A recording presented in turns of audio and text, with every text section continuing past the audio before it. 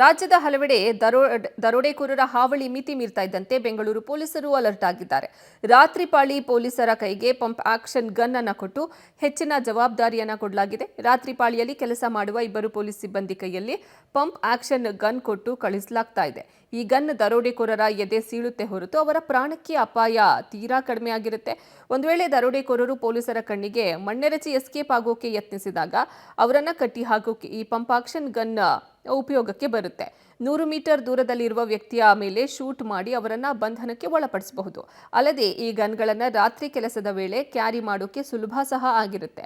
ಕಾರಣ ತುಂಬಾನೇ ಹಗುರ ಆಗಿರುತ್ತೆ. ಈ ಪಂಪ್ ಆಕ್ಷನ್ ಗನ್ ಶೂಟ್ ಮಾಡುವಾಗ ಅದರ ಶಬ್ದ ದೊಡ್ಡ ಮಟ್ಟದಲ್ಲಿ ಇರುತ್ತೆ.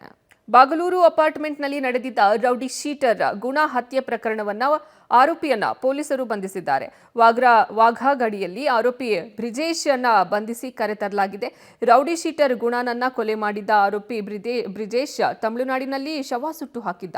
ಈ ಬಗ್ಗೆ ಬೆಂಗಳೂರು ಹಾಗೂ ತಮಿಳುನಾಡಿನಲ್ಲಿ ಪ್ರಕರಣ ದಾಖಲಾಗಿತ್ತು. ಸದ್ಯ ಆರೋಪಿಯನ್ನ ಬಂಧಿಸಿ ಕರೆತಂದಿರುವ ಬಾಗಲೂರು ಪೊಲೀಸರು ವಿಚಾರಣೆಯನ್ನ ತೀವ್ರಗೊಳಿಸಿದ್ದಾರೆ. ಈ ವೇಳೆ ಕೊಲೆಯ ಹಿಂದೆ ಗೋಲ್ಡ್ ಮಾಫಿಯಾ ಲಿಂಕ್ನ ಅನುಮಾನ ಸಹ ಮೂಡ್ತಾ ಇದೆ. ಮೊದಲಿನಿಂದಲೂ ಆರೋಪಿ ಬ್ರಿಜೇಶ್ ಹಾಗೂ ಗುಣ ಸ್ನೇಹಿತರಾಗಿದ್ರು. ಚಿನ್ನದ ದಂಧೆಯನ್ನ ಕೂಡ ಇಬ್ರು ಜೊತೆಯಲ್ಲೇ ಮಾಡ್ತಾ ಇದ್ರು.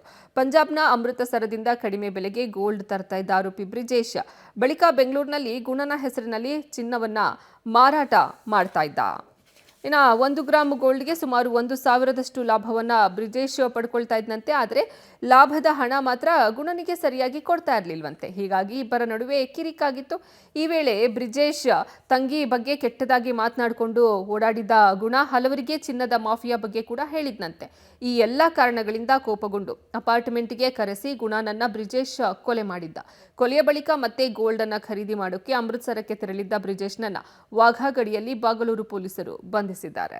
ಬಾಗಲೂರು ಅಪಾರ್ಟ್ಮೆಂಟ್ನಲ್ಲಿ ನಡೆದಿದ್ದಂತಹ ರೌಡಿ ಶೀಟರ್ ಗುಣ ಹತ್ಯೆಗೆ ಸಂಬಂಧಪಟ್ಟಂತೆ ಆರೋಪಿಯನ್ನ ಪೊಲೀಸರು ಬಂಧಿಸಿದ್ದಾರೆ. ವಾಘಾ ಗಡಿಯಲ್ಲಿ ಆರೋಪಿ ಬ್ರಿಜೇಶ್ನ ಬಂಧಿಸಿ ಕರೆತಂದಿದ್ದಾರೆ. ಇವರಿಬ್ಬರು ಮಧ್ಯೆ ಈ ಗೋಲ್ಡ್ ವಿಚಾರವಾಗಿ ಅಂದ್ರೆ ಬಿಸ್ನೆಸ್ ಮಾಡ್ತಾ ಇದ್ರು. ಈ ಗೋಲ್ಡ್ ವಿಚಾರವಾಗಿ ಈ ವಿಚಾರವಾಗಿ ಇಬ್ಬರ ಮಧ್ಯೆ ಗಲಾಟೆ ಆಗಿ ಇದು ಕೊಲೆಯಲ್ಲಿ ಅಂತ್ಯ ಆಗಿದೆ. ಇನ್ನು ಬೆಂಗಳೂರಿನಲ್ಲಿ ಗುಣನ ಹೆಸರಲ್ಲಿ ಈತ ಚಿನ್ನವನ್ನ ಮಾರಾಟ ಮಾಡಿಕೊಂಡಿದ್ದ. 1 ಗ್ರಾಮ್ ಗೋಲ್ಡ್ಗೆ ಸುಮಾರು 1,000ದಷ್ಟು ಲಾಭವನ್ನ ಪಡ್ಕೊಳ್ತಾ ಇದ್ದ. ಈ ವಿಚಾರವಾಗಿ ಗಲಾಟೆ ನಡೆದು ಹತ್ಯೆಯಲ್ಲಿ ಕೊನೆಯಾಗಿದೆ.